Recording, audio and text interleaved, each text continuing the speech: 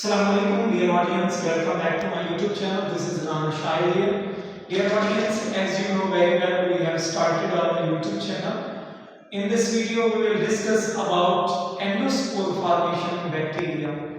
Dear student, याद रखिएगा ये चैप्टर 2 फर्स्ट ईयर बायोलॉजी से एक इम्पोर्टेंट लॉन्ग क्वेश्चन है जिसको आज हम डिस्कस करेंगे. What is the process of endospore formation in bacteria? Why this is very important for bacteria to make these endospore? So आइए देखते हैं. फर्स्ट ऑफ ऑल हम ये देखते हैं कि बैक्टीरिया जो है ना हार्श कंडीशन के अंदर many bacteria during harsh condition for their survival वो जो है ना अपने कुछ स्पेशलाइज्ड रेस्टिंग सेल बनाते हैं.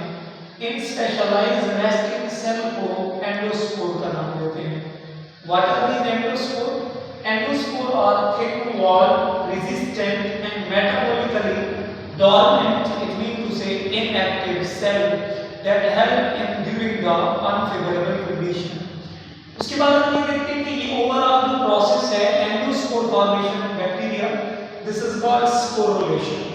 तो ये मैंने 6 स्टेप लिखे हैं स्टेप बाय स्टेप और उसको हम डायग्रामेटिकली देखते हैं. सबसे पहला जो स्टेप है वो इसके अंदर है कि septum wants to separate and new DNA form. पहला स्टेप ही वही है कि डीएनए अनफेवरेबल कंडीशन में अपने आप को रेप्लिकेट कर लेता है और सेप्टम भी फॉर्मेशन होती है.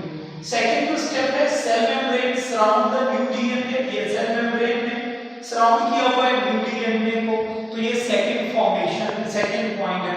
इस प्रोसेस को सेल डिहाइड्रेशन का भी नाम दे सकते हैं कि सेल जब अपने इर्द-गिर्द नई लेयर बना रहा होता है. थर्ड है डेवलप न्यू पेप्टाइडोग्लाइकिन लेयर और फोर्थ है स्पोर कोड फॉर्मेशन. सो इसमें हम देखते हैं कि double membrane forms around the new DNA. तो आपने देखा न्यू डीएनए के इर्द-गिर्द ये डबल मेम्ब्रेन बन रही है जिसमें सेल वॉल भी दिखाई दे सेल मेम्ब्रेन भी दिखाई दे. फोर्थ स्टेप में cell wall forms around the new DNA के इर्द-गिर्द सेल वॉल का बनना, सेल वॉल बन गई है. अब उसके बाद फिफ्थ स्टेप के अंदर हम देखेंगे स्पोर कोड इज फॉर्म और लास्ट स्टेप के अंदर हम ये देखते हैं कि ये वाला जो बैक्टीरियल सेल है वो डेवलप कर गए कुछ स्पोर्स के अंदर और वो स्पोर बायो रिलीज हो गए.